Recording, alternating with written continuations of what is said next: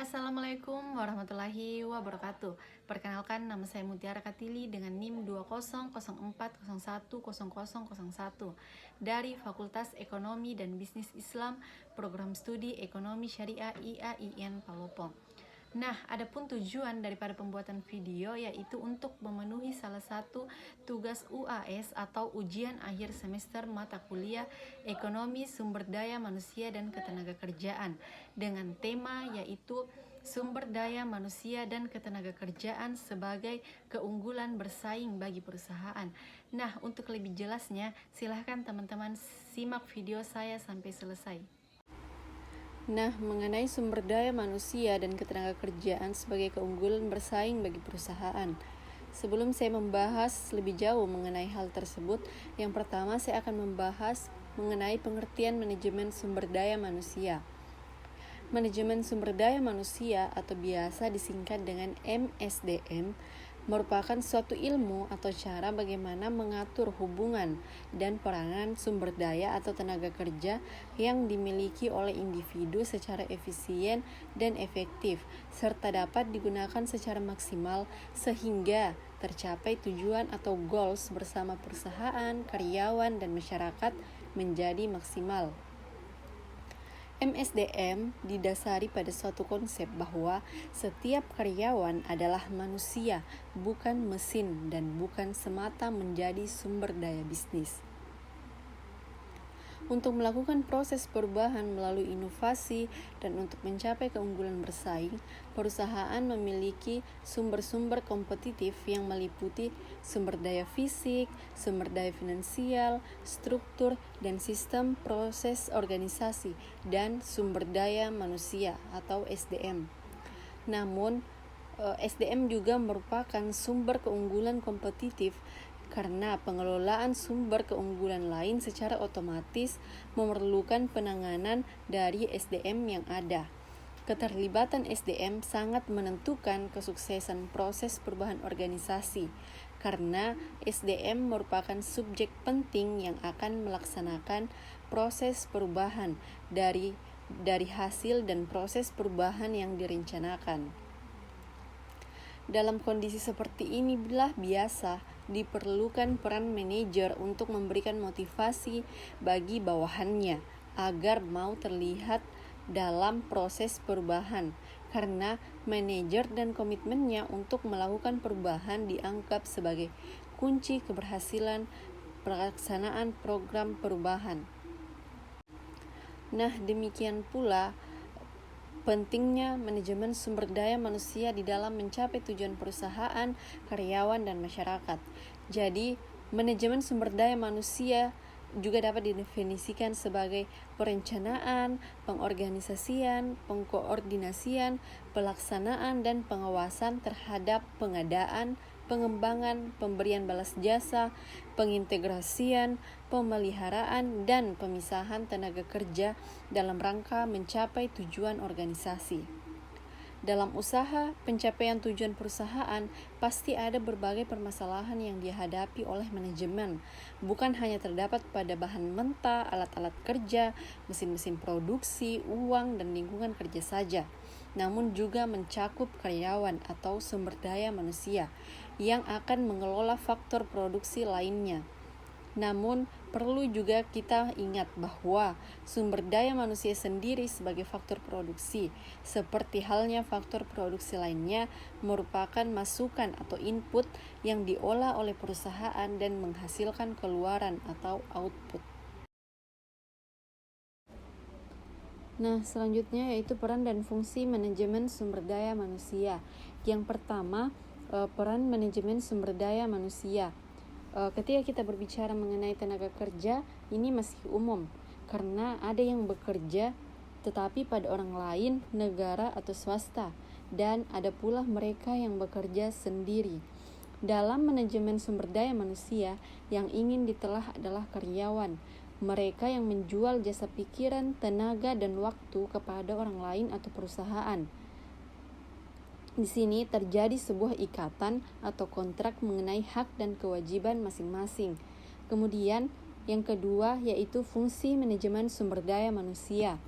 ada beberapa fungsi dari manajemen sumber daya manusia. Yang pertama yaitu perencanaan, yaitu melakukan persiapan dan seleksi tenaga kerja.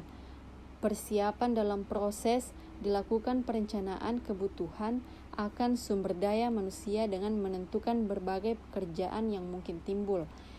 Yang dapat dilakukan adalah dengan melakukan perkiraan atau forecast akan pekerjaan yang lowong, jumlahnya, waktu, dan lain sebagainya.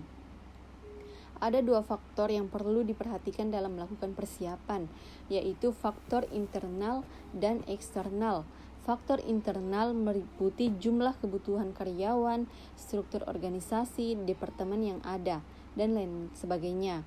Faktor eksternal meliputi hukum ketenagakerjaan, kondisi pasar tenaga kerja, dan lain sebagainya.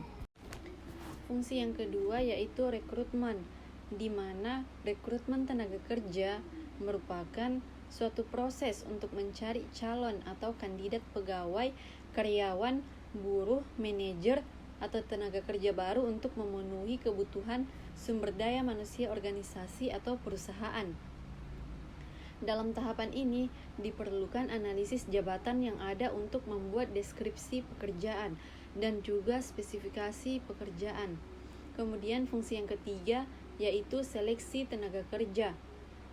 Seleksi tenaga kerja merupakan suatu proses menemukan tenaga kerja yang tepat dari sekian banyak kandidat atau calon yang ada. Tahap awal yang perlu dilakukan setelah menerima berkas lamaran adalah melihat daftar riwayat hidup atau CV milik si pelamar. Kemudian dari CV pelamar dilakukan penyortiran antara pelamar yang akan dipanggil dengan yang gagal memenuhi standar suatu pekerjaan. Lalu berikutnya adalah memanggil kandidat terpilih untuk dilakukan ujian tes tertulis, wawancara kerja atau interview, dan proses seleksi lainnya. Nah, materi yang ketiga yaitu strategi membangun sumber daya manusia yang berdaya. Saing tinggi menurut Peraturan Menteri Pendidikan Nasional Nomor 41 Tahun 2007 dinyatakan bahwa daya saing adalah kemampuan untuk menunjukkan hasil yang lebih baik, lebih cepat, atau lebih bermakna. Daya saing juga merupakan kemampuan dari seseorang atau organisasi untuk menunjukkan hasil yang lebih baik, unggul, lebih cepat, lebih murah dibandingkan dengan sebelumnya, atau dengan yang lainnya. Nah, dengan demikian, sumber daya manusia yang berdaya saing tinggi adalah yang memiliki kapasitas dan kapabilitas untuk menghasilkan keunggulan dalam hal atau bidang atau aspek tertentu sehingga menunjukkan hasil yang lebih baik, lebih cepat, lebih baru, dan lebih murah dibandingkan dengan sebelumnya atau dengan yang lainnya. Daya saing juga mengacu pada kemampuan perusahaan untuk mempertahankan dan memperoleh pangsa pasar di dalam industrinya. Daya saing juga berkaitan dengan efektivitas perusahaan, yaitu apakah perusahaan dapat memenuhi kebutuhan pemangku kepentingan atau stakeholder. Para pemangku kepentingan ini meliputi para pemegang saham, para pelanggan, para karyawan, di mana para pemegang saham yang menginginkan tingkat pengembalian investasi. Para pelanggan menginginkan produk dan jasa yang berkualitas tinggi, sedangkan para karyawan menginginkan pekerjaan yang menarik dan kompensasi yang layak atas pelayanan yang mereka berikan. Juga masyarakat menginginkan perusahaan dapat berkontribusi terhadap aktivitas-aktivitas dan proyek-proyek serta meminimalkan pencemaran lingkungan. Nah, dalam membangun SDM yang berdaya saing tinggi, perlu adanya beberapa strategi yang dilakukan dengan cara sebagai berikut, yaitu membangun sistem rekrutmen dan seleksi, sistem penempatan SDM, sistem penilaian kinerja, peningkatan kompensasi, sistem pendidikan dan pelatihan, perubahan budaya kerja, sistem pengkajian, pengembangan sistem informasi SDM. Selanjutnya, yaitu keberhasilan dan kegagalan perusahaan tergantung pada keunggulan bersaing. Untuk berdaya saing di lingkungan bisnis yang kompetitif, personal perusahaan harus memiliki kapabilitas unggulan. Nah, kapabilitas unggulan di sini merupakan keterampilan yang diperoleh oleh perusahaan untuk memanfaatkan secara optimum sumber dayanya.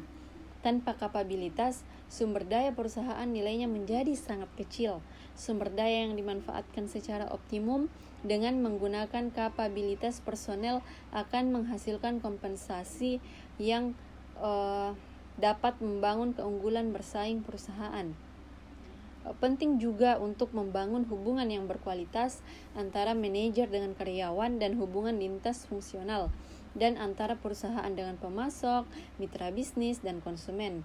Organisasi perusahaan harus didesain sedemikian rupa sehingga tercipta keeratan hubungan antara manajer dengan karyawan dan antara fungsi yang dibentuk dalam organisasi, sehingga secara bersama-sama mereka akan bersatu padu menghasilkan nilai yang baik bagi konsumen. Kemudian yang terakhir yaitu praktik-praktik pengelolaan sumber daya manusia dan keunggulan kompetitif berkelanjutan. Sukses bersaing organisasi bisa dicapai dengan pengelolaan SDM potensial yang dimilikinya. SDM bisa dijadikan sebagai sumber keunggulan kompetitif lestari serta tidak mudah ditiru pesaing karena ada yang karena sukses bersaing diperoleh dari pengelolaan SDM-nya secara efektif, tidak transparan mengelola SDM lainnya. Ada juga yang SDM-nya dikelola dipengaruhi oleh budaya. Budaya organisasi akan mempengaruhi keterampilan, kemampuan SDM, serta kesesuaiannya dengan sistem yang ada.